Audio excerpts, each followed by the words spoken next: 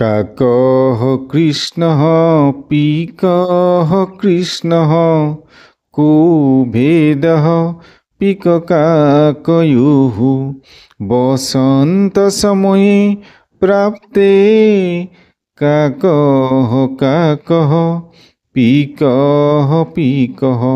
অৰ্থাৎ কাউৰীও ক'লা কুলিও ক'লা। কাউৰী আৰু কুলিৰ মাজত কিনো পাৰ্থক্য? বসন্ত কালতহে গম পোৱা যায় কাউৰী কাউৰী আৰু কুলি কুলি। হস্তস্য ভূষণং দানং চৈত্যং কণ্ঠস্য ভূষণম শ্ৰোতস্য ভূষণং শাস্ত্ৰং ভূষণৈঃ কিং প্ৰয়োজনম। অৰ্থাৎ হাতৰ অলংকাৰ দান কৰ্ম, ডিঙিৰ অলংকাৰ সত্যবচন, কাণৰ অলংকাৰ শাস্ত্ৰগ্ৰহণ আৰু অন্য অলংকাৰৰনো